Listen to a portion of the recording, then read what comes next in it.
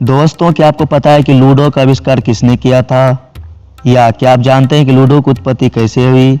आज के वीडियो में लूडो के इतिहास सहित उत्पत्ति के भी बारे में बताएंगे, तो वीडियो को देखते रहिए अंत तक। दोस्तों, लूडो एक ऐसा खेल है जिसको हम लोगों ने दोस्तों के साथ बहुत खेला है।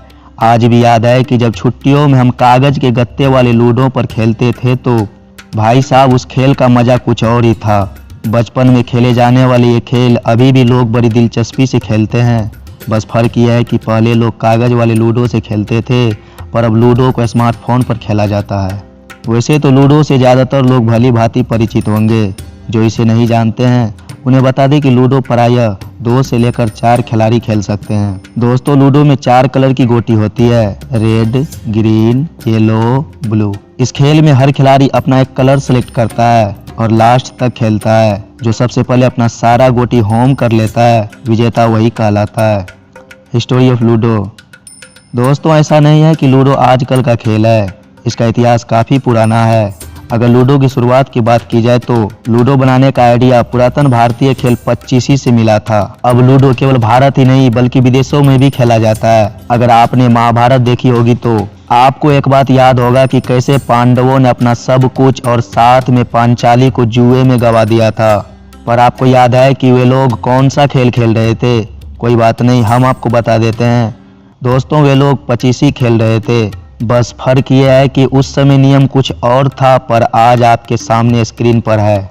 एक उदाहरण में श्री कृष्ण यह खेल सत्यभामा के साथ खेलते हुए नजर आते हैं। एक मत तो यह भी है कि यह खेल कैलाश पर्वत पर पार्वती और शिवजी द्वारा खेला गया था। इसके अलावा ये भी कहा जाता है कि आधुनिक भारत में सबसे पहले इस खेल को मुगल काल में खेला गया था, जब अकबर के शासनकाल के समय 16वीं सदी में आगरा के फतेहपुर सीकरी में स्थित उनके महल के दरबार में एक विशाल लूडो का निर्माण करवाया गया था। इतिहासकारों के अनुसार उस समय अकबर खेल में प्यादों के स्थान पर अपनी दासियों को उपयोग करते थे और वो शानदार तरीके से इस खेल का लुत्फ उठाते थे। लूडो से जुड़े किस्से। दोस्तों, कहा जाता है कि लूडो को अगर केवल एक खेल समझा जाए तो ये नासमझी होगी, क्योंकि लूडो को खेलते समय दिमाग भी चलाना पड़ता है और ये भी ध्यान रखना होता है कि हमारी चाल के बाद दूसरे खिलाड़ी की क्या चाल हो सकती है। दोस्तों, इस खेल से एक किस्सा 19वीं सदी से भी जुड़ा हुआ है, जब उस समय के मैसूर के राजा कृष्णराज वोडियार तृतीय का शासन था। उस समय राजा की 4 पत्नियां थी और कुल मिलाकर 22 दासियां थी। जब राजा को खेलने की इच्छा हुई तो राजा कृष्णराज ने 6 खिलाड़ियों के लिए खेलने वाली पचीसी का निर्माण करवाया। पर जब उन्हें इस खेल में मजा आने लगा तो राजा कृष्णराज ने अपने लिए 8, 12 और 16 खिलाड़ियों को खेलने हेतु पचीसी बनवाया। ऐसा करवाने के पीछे राजा कृष्णराज का मुख्य उद्देश्य दासियों के साथ भी खेलने का था, लेकिन ये तो सिर्फ शुरुआत थी। इसके बाद राजा ने इस खेल में नैतिकता भी जोड़ दी। राजा ने इस खेल में मनुष्य के द्वारा किए जाने वाले कर्मों के आधार पर उस मनुष्य की अगले जन्म की कल्पना को इस खेल से जोड़ दिया। इसके लिए राजा ने इस खेल में अलग अलग पायदान जोड़ दिए।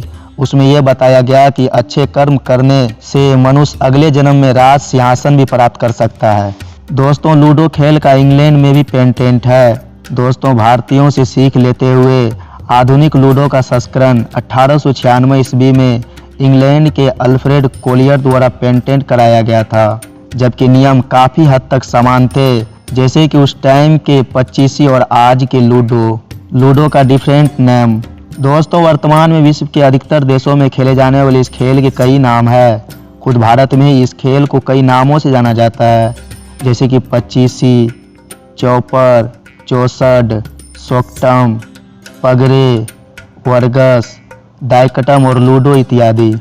अगर विदेशों की बात करें तो इसे नॉर्थ अमेरिका में परचीसी, स्पेन में परचीस, ग्रीस में ग्रिमलर, इटली में डू नॉट गेट अपसेट, चीन, सिंगापुर और मलेशिया में एरोप्लेन चेस भी कहा जाता है। दोस्तों, स्मार्टफोन के इस युग में अब 6 खिलाड़ी तक एक साथ इस खेल को खेल सकते हैं।